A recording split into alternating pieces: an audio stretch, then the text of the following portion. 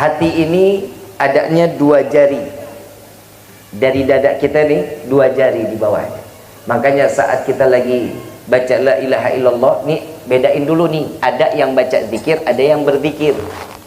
Kalau orang yang berzikir, hati dan pikirannya terpaut kepada Allah. Tapi kalau orang membaca zikir, nah tuh kalau kita sering-sering datang ke acara tahlil, kan Ustadz Kiai lagi baca tuh, qala Rasul sallallahu alaihi wasallam afdalu qultu ana wan nabiyyuna min qabli la ilaha illallah. Nah tuh yang bacanya tuh la ilaha illallah, la ilaha. Nah ini bacanya, ini yang dikatakan ngebaca. Yang dilihat kue pepe, yang dilihat buahnya, yang dilihat plafon, yang dilihat semua yang ada di kelilingannya dilihatin. Itu orang membaca zikir. Orang yang bisa membersihkan hati via qalbi, dari hatinya, ini orang yang berzikir kepada Allah. Saat orang yang berzikir, pasti air matanya akan menetes tanpa disengaja, tanpa dibuat-buat akan menetes. Bib, kita udah zikir sama Allah, air mata susah banget, pura-pura nangis juga nggak apa-apa. Ambil visin, taruh. Pura-pura. Allah paling suka hambanya kalau pura-pura. Berarti kan cari perhatian. Betul nggak? Kalau kita perhatian, kita cari perhatian sama manusia, enak. Dapat kagak diomongin iya. Betul apa enggak? Tapi kalau kita cari perhatiannya sama Allah, mah enak. Begitu dikasih, ya Allah senang, bukan main. Kadang kan kita nih kalau ada maunya doang, kalau mencari perhatian sama Allah, salat tahajudnya sampai 6 rakaat, 2 salam, 2 salam, 2 salam, ya. Kadang kalau meminta sesuatu yang diyakinin, yang kita pengen minta, ya salat, apalagi salat sunnah duhanya, mintanya sampai 10 rakaat, 2 salam, 2 salam, 2 salam, minta baru. Coba kalau kita lagi senang, ada ingat sama Allah. Kadang kita suka pengennya doang, mau sholatnya enak, hati. Di dalam kitab Miftahul Jannah yang dikarang oleh Habib Utsman bin Agil bin Yahya, beliau mengatakan kriteria orang sholat itu ada 3, dan hati salah satunya ini yang bisa terpaut kepada Allah. Yang pertama syariat. Kalau sholat kita syariatnya tahu, ilmunya tahu, gerakannya tahu, bacaannya tahu, insya Allah sholat kita masih bisa kemungkinan diterima sama Allah. Yang kedua hakikat. Orang kalau kita ngelihat aja nih orang lagi di masjid, Allahu Akbar, Allahu Akbar, Sami Allahu liman hamidah, kira-kira tuh orang lagi ngapain tuh? Lagi ngapain tuh yang begitu gerakannya? Sholat pastinya. Itu hakikat, dipandang mata kelihatannya sholat. Yang terakhir ketiga makrifat, urusan hati sama pikiran tembus sampai kepada Allah. Nah ini yang ketiga nih, kita udah sampai belum sampai situ nih? Udah belum? Nah kalau kata Imam Sayyidina Al-Habib Utsman bin Yahya mengatakan, jika makrifat ini tidak sampai kepada Allah, maka sholat kita belum tentu diterima sama Allah. Tapi alhamdulillah Pak Bu, sholatnya kita nih, sholatnya kita, dan saya hakul yakin sholat kita pasti diterima oleh Allah, karena di dalamnya ada sunnah Nabi Muhammad SAW. Kalau bukan karena ada sunnah Nabi, ya Allah percumalah sholat kita dah, tunggang nungging doang. Padahal kita di dalam takbiratul ihram mah udah janji sama Allah, sudah berserah diri kepada Allah. Inna salati wa nusuki wa mahyaya lillahi rabbil. Ya Allah, aku serahkan hidupku, matiku, sedekahku, kurbanku, zakatku, semua aku serahkan kepadamu. Begitu sampai Al-Fatihah, Bismillahirrahmanirrahim, Alhamdulillahi rabbil alamin. Ya Allah, kompor belum dimatiin. Ya Allah, kunci motor ketinggalan, adanya di mulut motor. Ada aja yang kita ingat. Sampai lukisan miring di dalam rumah kita ingat. Betul apa enggak? Sarua aing juga. Kapan hati ini bisa terpaut kepada Allah? Hias hati kita dengan Allah. Dengan Allah. Nah kalau Allahnya jauh dari hati, bagaimana sih bisa menyempurnakan hati? Tergantung asupannya. Yang halal bisa ngebersihkan hati, yang haram bisa bikin kotor hati. Ini yang dikatakan setiap tingkah laku kehidupan di dunia ini tergantung dari hati kita. Sampai Nabi SAW di dalam hadis arba'in mengatakan, inna a'malu bin Setiap sesuatu yang akan digerakkan oleh Allah tergantung dari niatnya. Orang tadinya nggak mau nyolong, niatnya nggak nyolong, begitu lewat ada kesempatan diambil, maka waspadalah, waspadalah. Setiap sesuatu itu tergantung daripada niat. Kalau niatnya tidak baik, semuanya jalannya baik. Nah, sebentar lagi akan datang bulan Ramadan, betul? Udah siap-siap belum? Udah siap-siap belum? Senang nggak? Kenapa? THR, betul? Bukan. Senangnya tuh udah mestinya dari bulan Rajab. Kalau di Hadramut Yaman, datang bulan Rajab, bulan Sya'ban, itu udah kayak Idul Fitri. Tiap hari puasa sampai Syawal masih lanjut lagi puasa. Mereka ini melaksanakan dengan nikmat menyambut bulan suci Ramadan dengan hati yang luar biasa. Kalau di Jakarta orang Betawi, Pak, maaf, orang Betawi itu kalau mau datang bulan Ramadan, dari bulan Rajab tuh udah hias rumahnya, udah ngecat, hordengnya udah mulai dicuciin, taplak meja digantiin. Di sini begitu nggak? Sama. Bagi yang punya duit, harus minimal persiapan beli kain yang baru buat yang laki-laki. Kalau mau beli sama saya, promosi dikit, promosi.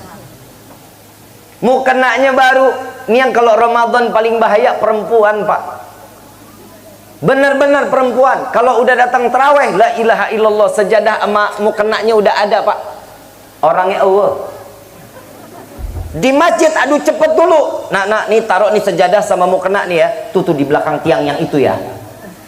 Kenapa? Jadi kalau ngantuk enak tuh bisa senderan, kan begitu ya. Perempuan tuh begitu, sejadah sama mukenanya udah jalan duluan, orangnya mah belum ada, masih cekakakan di rumah.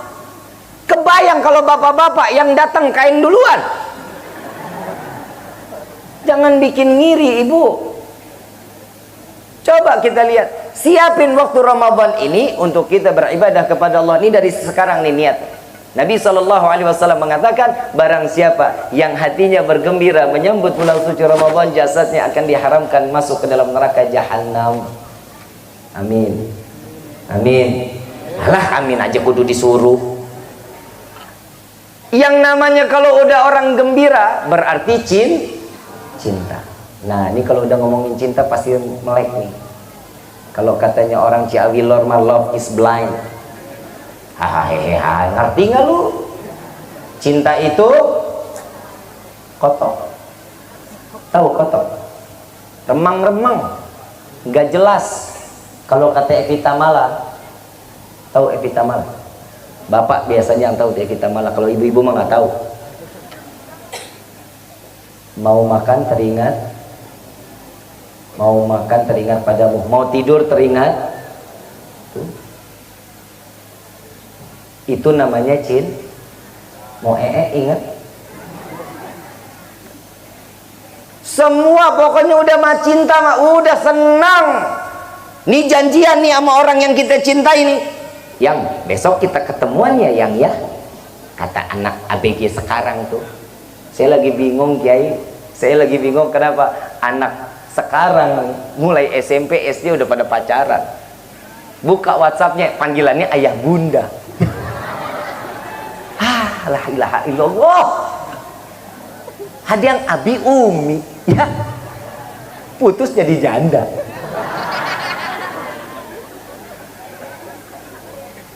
Orang pondok pesantren mah nggak kenal pacaran. Neng, sare. Dengar ya Neng, kalau besok ada laki-laki yang bilang, Neng, kalau bahasanya Sunda, saya cinta kamu apa? Abdi sarua. Ih, jadi jatuh cinta kita dah.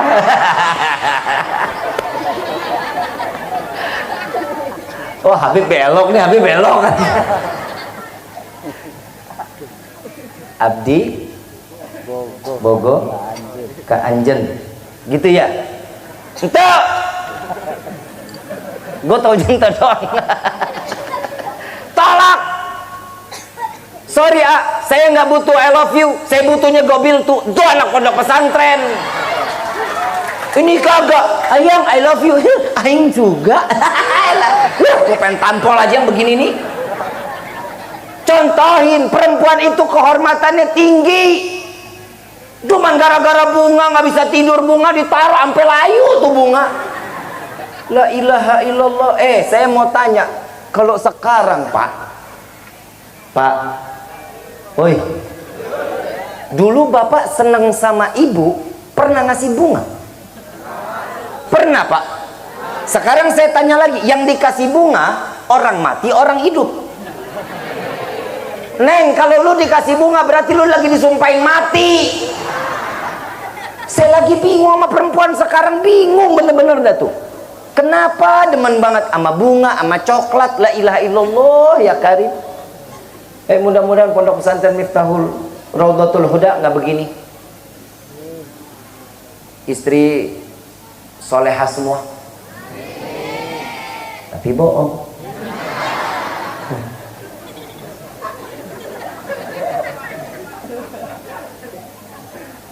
Cara kalau kita tahu nih hati kita bersih, mau tahu apa enggak?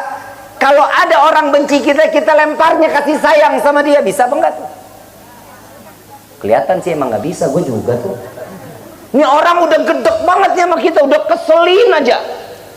Tahu-tahu di bulan Sya'ban wajib kita minta maaf. Kenapa? Buat ngesucikan hati. Biar kita udah minta maaf, saya pernah berbuat salah, saya pernah minta maaf, tapi maaf saya ditolak, urusan dia sama Allah. Yang penting usahanya kita sudah selesai. Hablum minallahnya, hablum minan nasnya. Ini dia, kalau kita minta maaf sama Allah mah gampang.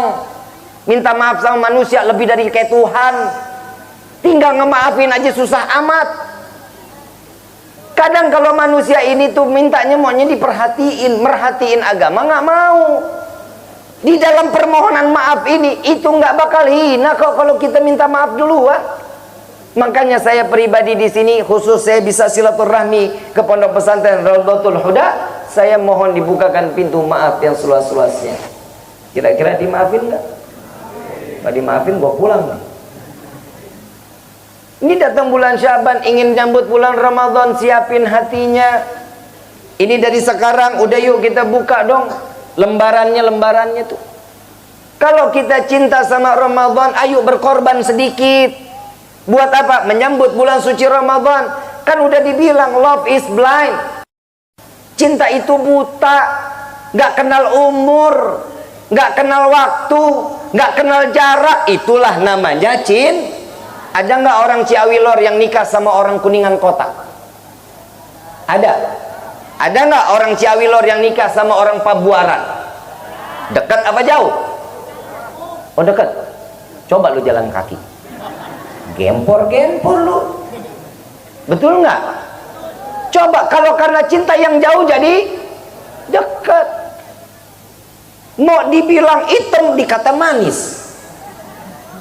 Maaf nih yang hitam, maaf.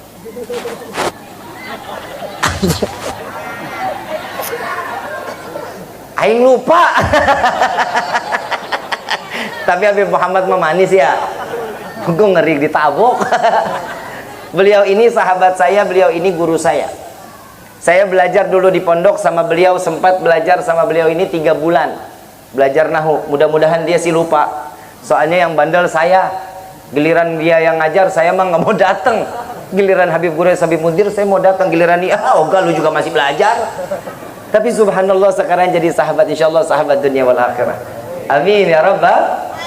Tuh lihat, tapi kan beda, dia udah ada uban di jenggotnya. Gua mah enggak tuh, lihat tuh. Si muda gua. Muhammad, Habib Muhammad biar panjang umur. Biar jadi keluarga yang sakinah mawaddah warahmah. Ditambahin bininya. Amin lo jangan setengah-setengah dong. Amin gitu. Senang kan lu? Besok ikut gue lagi.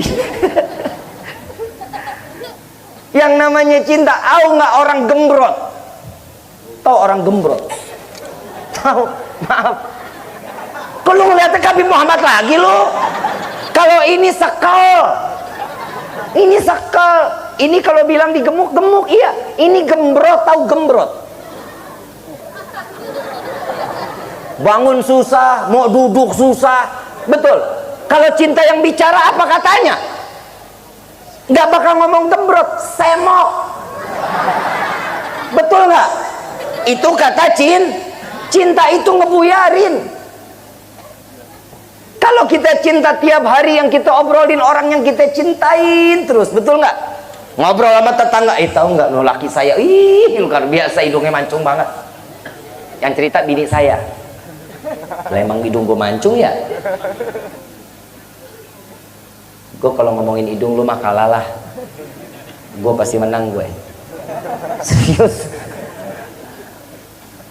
Kalau udah ngomongin cinta, ya Allah, kalau dia lagi kelihatannya nih, kelihatan pakai celana pendek kayak orang tolol gitu, walaupun ganteng kelihatan orang tolol. Kalau udah kata cinta, cute banget sih lu, norak banget lu, betul nggak?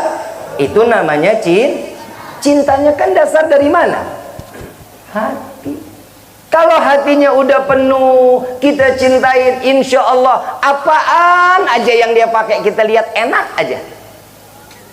Tapi begitu saat datang bulan Ramadan, begitulah cinta yang kita harus gunakan. Datang bulan Ramadan, dari sekarang kalau bisa mandi kembang, mandi kembang. Rapihin semua dari ujung rambut sampai ujung kaki.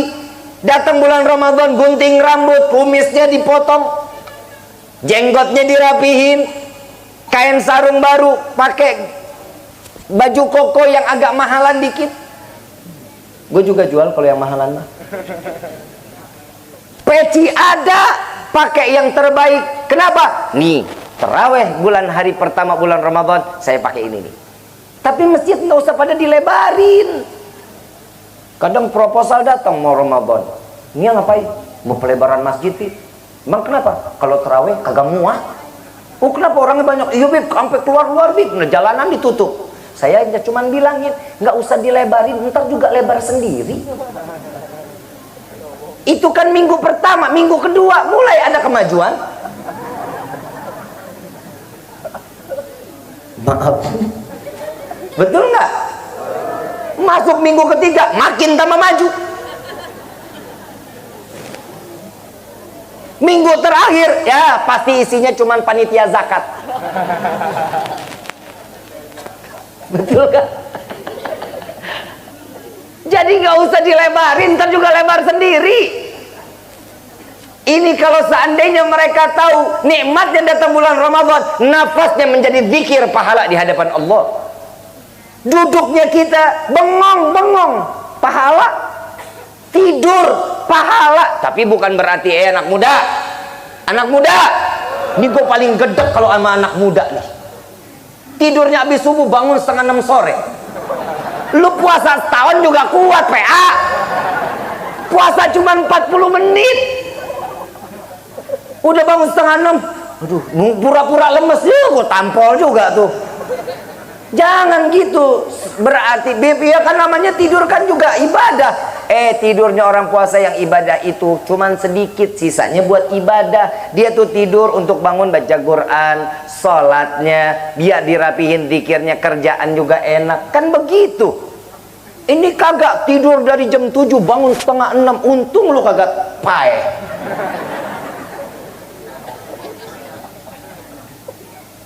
Kalau Ramadan sudah datang, yang pertama nyambut dengan hati penuh dengan cinta. Yang kedua, isi keseharian untuk tambah ibadah kepada Allah. Ibu, Bu, kalau masak banyakan dikit, minyak mahal Bib. Derita lu. Ada yang ngomong, emang harus kalau masak pakai minyak?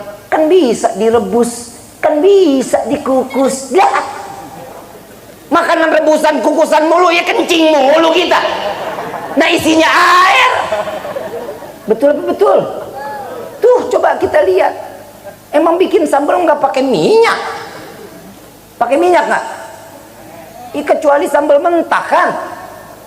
Kan begitu. Udah jangan diatur, jangan disepele. Ini masalah minyak. Aduh, gue jadi ngomongin minyak. Mudah-mudahan deh ya Allah, Allah berkahin negeri kita ya. Allah berkahin negeri kita yang benar-benar diberkahin sama Allah. Amin ya Rabbal. Ini berarti reuni alumni. Reuni alumni berarti kan setahun sekali ya. Ada setahun sekali berarti. Nah kalau ada setahun sekali tiap bulannya kesini enggak?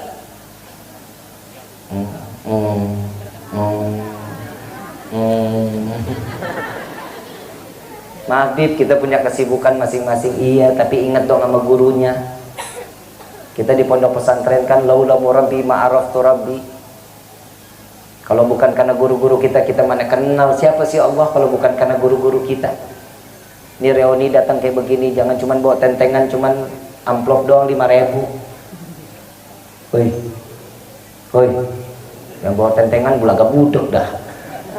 Datang tuh ke Ustaz. Santrinya banyak ya? Banyak santrinya? Berapa banyak? Yang sekarang 1.000 ada 1.000? Hah? Gak ada? 500? Ada? Kebayang gak tuh satu santri aja dari 500 santri santriwati kalau datang ke Ustadz mau nyambut bulan Ramadan, Ustadz, Kiai, maafin, terima kasih atas ilmu yang udah disampaikan, insya Allah kita ketemu lagi di bulan Syawal ini. Kiai, maafin orang tua saya titipin beras 2 kintal. Lo kok ketawa sih? Bawain gula 15 kilo, bawain minyak 1 drum. Lo kalau buat guru kok pada mikir sih lo? Mau masuk surga nggak? Hormatin dong gurunya. Kasih amplop 10 jutaan kali 500. Gue mau jadi kiai di sini gue. Ya kiai juga pada makmur hidupnya. Coba kita lihat Ustadz mana ada yang gemuk-gemuk, gendut-gendut, dia doang. Maafin, habis lu jadi bahan dah. Maafin ya, ntar amplop kita bagi 2. Mana ada Ustadz mana cungkring-cungkring, mau lihat badan gue lo diambil semua sama dia. Coba bisa lihat. Mana ada Ustadz yang gemuk, kokor, badan mana bagus-bagus, kurus-kurus, mikirin ya Allah gimana nih santri-santri saya. Mudah-mudahan ilmu yang saya sampaikan ini bisa jadi istiqomahin olehnya. Ya Allah, mudah-mudahan saya harapan santri-santri saya yang bisa bawa saya ke dalam surga ya Allah. Itu tiap malam kiai Ustadz begitu kerjaannya. Oi, kasih duit. Anda tinggal rumah ngontrak, bini 1, anak banyak, mau masuk surga. Bu, bapak, ibu bapak masukin anak ke dalam pondok pesantren niatnya apa? Biar jadi anak yang soleh-soleha, betul? Betul? Emang surga gratis? Hoi, mahal surga. Kalau mau maksiat mah gampang. Neraka mah gampang, nggak pakai modal. Kenapa? Masuk surga mah nggak ada harganya. Kalau masuk maksiat, masuk diskotik aja sekarang 220.000. Biaya pelacur ada yang 500 sampai 1,5 juta. Katanya, sudut aja lu ya. Katanya, udah lu dengerin aja, nggak usah nyaut. Coba kita lihat. Orang mau masuk surga maka gak ada harganya, mahal. Kita mau punya anak soleh-solehan, nunggak bayaran 6 bulan. Ya yang begini ilmu mana mau berkah.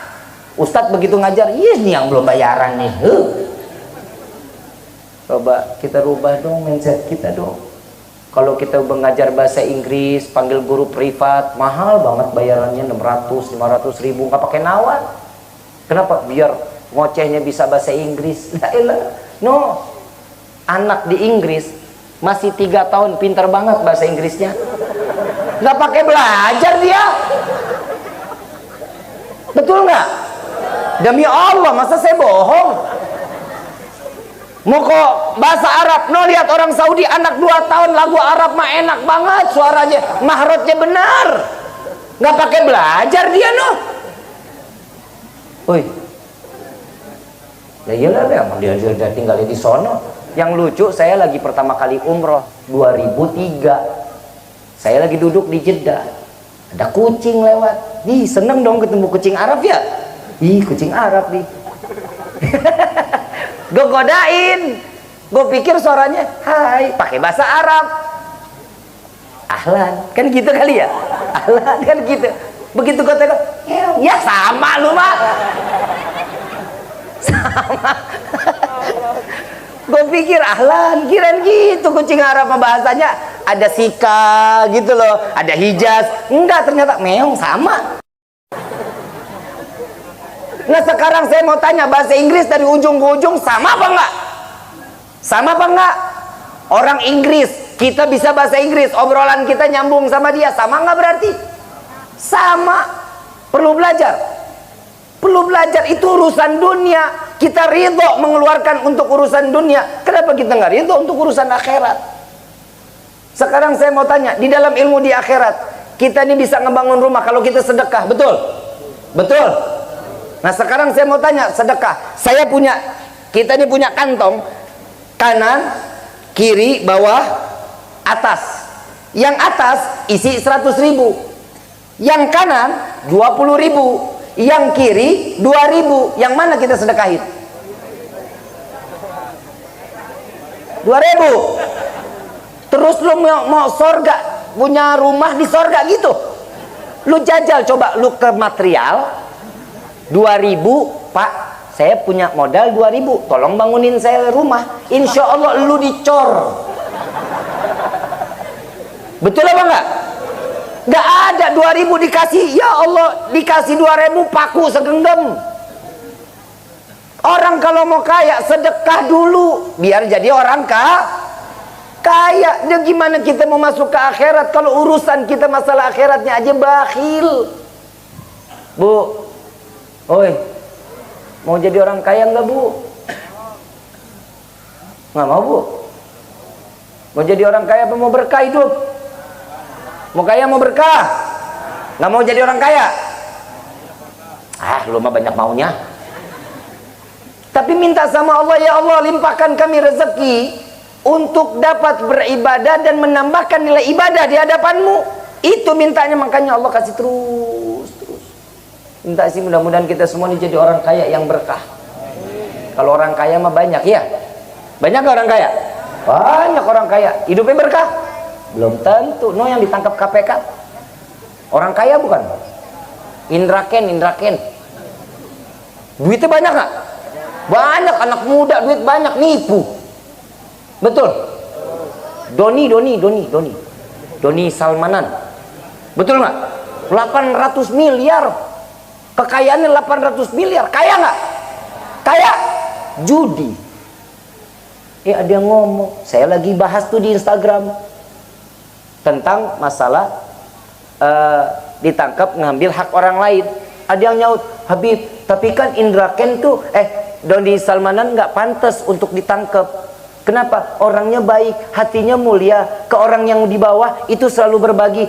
Tolol, yang dibagi itu duit haram, PA. Kalau duit halal mah nggak bakal dibagi, ditelan sendiri. Nah duit haram dibagi-bagi, nah haramnya dibagi-bagi juga.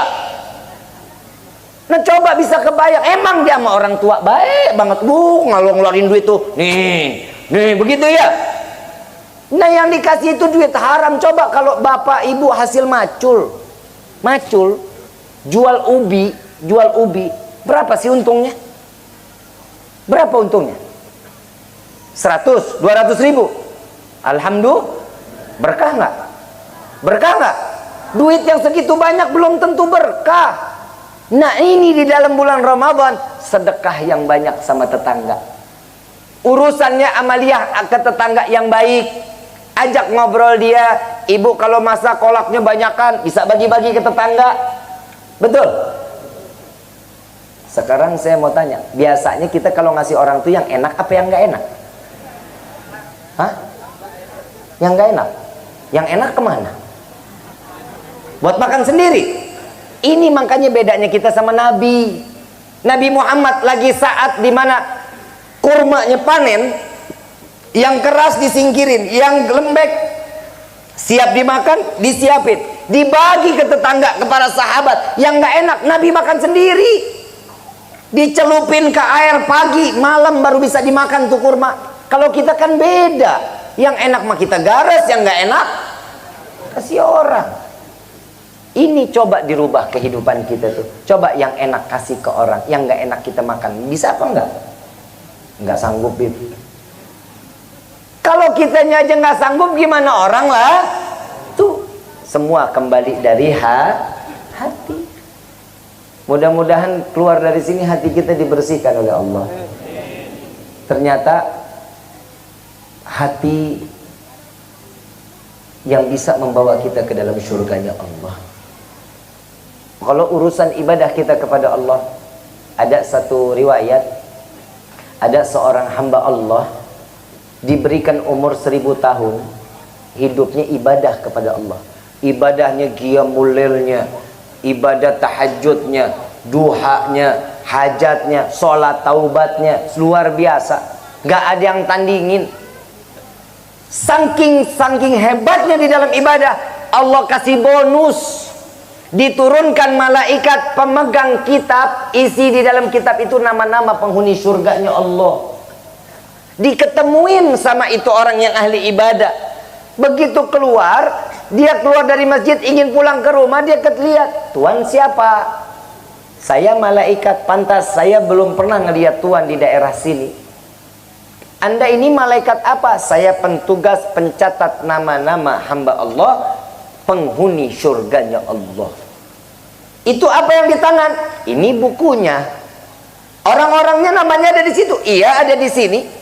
Coba lihat, pasti ada nama saya di situ. Dibuka dari kebetan pertama sampai akhir, namanya nggak ada. Dibuka berulang kali, 2 kali dibuka, nggak ada namanya. Begitu diminta untuk buka 3 kali, Allah memberikan perintah kepada malaikat tersebut, sampaikan kepada hambaku tersebut bahwasanya urusan dia kepadaku baik, urusannya dia dengan manusia tidak baik. Ibadah yang dipakai selama 1000 tahun hilang, nol, tidak terhitung nilai kebaikan karena hubungan dengan manusianya nggak baik. Hablum minallah perlu, wajib. Begitupun dengan hablum minan nas. Antara manusia satu dengan yang lain, ayo dong timbulin rasa kasih sayang. Udah cukup, Islam saat ini sudah dicerai-beraikan. Islam sudah diadu saat ini. Cukup datangnya bulan Ramadan, bersihkan hati. Yuk kita silaturahmi yang baik. Yuk kita jalin jadi ukhuwah Islamiyah yang diabadikan dan mendapatkan pandangan rahmat dari Allah. Amin ya rabbal. Ini cita-cita kita. Jangan cuman karena politik kita jadi dicerai-beraikan. Cuman skala selisih. Kalau sekarang, dulu Nabi SAW kalau dihina-hina nabinya, Nabi nggak bakal nyeram. Nabi diam aja. Nabi diam. Tapi begitu agama yang dihinakan, semua bersatu, angkat senjata, perang. Tapi yang sekarang mah kita jelas bukan main. Islam sama Islam kok dibenturin. Ahlus sunnah dengan ahlus sunnah dibenturin. Yang sekarang kita harus jaga hati, perbaiki hati. Jangan mau ikut dicampur adukan untuk masalah dunia, sehingga kita tersesat di dunia sampai ke akhirat, dipisahkan, dimasukkan ke dalam neraka jahanam. Na'udzubillahi min. Ini jangan sampai terjadi. Mau sampai kapan kita kayak gini? Na'udzubillah min dzalik. Alhamdulillah di pondok pesantren kita masih lihat kiai-kiai di hadapan kita, para alim ulama di depan kita. Deketin para alim ulama kita, tanya sama mereka, minta petuah, minta penenangan hati daripada mereka. Kalau kita mau aksinya mau jadi jagoan-jagoan, ya kita nggak sejago Sayyidina Umar bin Khattab, kita nggak sejago mereka para sahabat Nabi. Yuk kita jalin ibadah kita yang baik di hadapan Allah, jalin hubungan kita dengan manusia yang baik sampai mendapatkan pandangan kasih sayang Allah. Itu cara yang terbaik, dan inilah yang diajarkan oleh baginda Rasulullah sallallahu alaihi wasallam. Ayuhal hadirun jamaah rahimakumullah. Yang terakhir dari saya, cukup ya? Cukup ya? Jam 12 lu. Saya jam 4 harus ada di Citra Raya Tangerang, kajian subuh. Boleh ya? Tutup ya? Gila lu, nggak dijawab lu, gue tanya lu. Ibu bapak yang dirahmati oleh Allah, yang terakhir dari saya ingin menyampaikan, umur kita nggak ada yang tahu. Kalau hati kita nggak baik, minimal kita punya gembira lah untuk kedatangan bulan suci Ramadan. Kalau bulan Ramadan kita udah datang gembira, insya Allah kalau kita sampai nggak sampai bulan Ramadan, kita meninggal kembali kepada Allah, insya Allah dengan kesenangan, dengan kebahagiaan yang kita sampaikan kepada saatnya datang bulan suci Ramadan, insya Allah Allah matikan kita dalam keadaan husnul khatimah. Saya mau tanya, mau panjang umur? Mau panjang umur? Yang semua lain pada mati, lo doang sendirian mau? Mandi sendiri, pakai kain kafan sendiri, ngeglinding sendiri, mau begitu? Mintanya apa? Ya Allah, panjangkan umur hamba dalam taat kepada Allah. Itu mintanya. Minta rezeki juga, ya Allah, jadikan hamba, mintakan, berikan kepada hamba rezeki yang luas, yang berkah, yang halal, yang tidak akan pernah menjadi fitnah sampai ke akhirat. Itu minta doanya. Ini mintanya rezeki doang. Allahumma, saya mau tanya, kita dikasih rezeki banyak buat apa? Buat apa coba? Buat sedekah bib. Alah, bohong. Kita ngelihat duit di depan mata kita, wow, dibeli ini, beli ini. Ingat saudara juga enggak. Allahumma, nih kita minta rezeki dibanyakin sama Allah. Kita pulang sampai ke rumah, buka pintu kamar, uang semua dalam kamar. Kaget nggak? Kaget nggak? Serangan jantung, pai. Nggak nikmat kan rezekinya, nggak bakal nikmat. Mintanya apa? Rezeki yang halal, yang berkah. Mau masuk surga? Mau masuk surga? Mau? Pasti di sini minta rata-rata minta masuk ke dalam surga. Sekarang saya mau tanya, pantas gak kita masuk surga? Hah? Cicing wae. Pantas gak kita masuk surga? Ibadah kita nggak benar, wudhu kita juga salah, Quran kita nggak pernah. Kira-kira minta surga, pantas nggak kita masuk surga? Nggak pantas. Ngapain lo minta? Emang surga ada orang dalam kita? Kita ke kepala desa, punya kenalan, bikin KTP, sejam juga jadi, ada orang dalam. Masuk surga, la ilaha illallah. Kalau ada orang dalam mah enak, nih kita bakal nafsi-nafsi. Tahu nggak mintanya apa sama Allah agar kita dimasukkan ke dalam surga? Ya Allah, hamba ingin masuk ke dalam surga, sungguh bukan karena kesenangan semata dalam surgamu, melainkan karena ada nama yang berdampingan dengan namamu Sayyidina Muhammad sallallahu alaihi wasallam, maka masukkanlah kami ke dalam surgamu bersama Rasulullah sallallahu alaihi. Dan itu pasti nggak akan ditolak sama Allah. Coba kita lihat nih, ingat nggak? Bapak Ibu pernah tahu Abu Nawas? Tahu? Lu tahu di mana lu? Seumuran emang? Pernah dengar ya ceritanya Abu Nawas? Pernah ya? Abu Nawas ini kan seorang wali min auliyaillah. Setiap ada masalah, ada jalan keluar Allah berikan. Doanya apa? Ilastulil firdausi walakwa naril fahabli taubatan waghfir fa innaka ghafirun dzambin. Tuh lihat pekerjaan yang dilakukan oleh Abu Nawas baina maghrib wa isya, gak pernah lepas baca kulhu 15.000 kali. Setiap satu rakaat salat hatam Al-Quran. Doanya ini judul doanya doa merayu Allah. Lihat doanya, ya Allah, hamba sadar diri ini tidak pantas masuk ke dalam syurgamu, tapi sungguh ya Allah, hamba takut masuk ke dalam nerakamu. Maka dari itu terima taubat hamba, ampuni dosa hamba. Jika engkau tidak mengampuni, sungguh kami menjadi hamba yang rugi. Doa merayu Allah. Lah kita nggak kayak Abu Nawas tiba-tiba minta masuk surga, lah kan PA. Nah sholat kita bagaimana? lo orang habis salam, assalamualaikum warahmatullah, assalamualaikum warahmatullah. Kalau orang-orang kita mah Allahumma antas salam, orang-orang soleh ya, Allahumma antas salam, wa minkas salam, waalaikumsalam, sampai akhir. Nah kalau orang sekarang mah enggak, orang Allahumma lantas jalan. Nah bagaimana yang begini mau diterima masuk ke dalam surga? Ayo rubah kehidupan kita. Saat datangnya bulan suci Ramadan, gunakan waktu semaksimal mungkin untuk taat ibadah kepada Allah.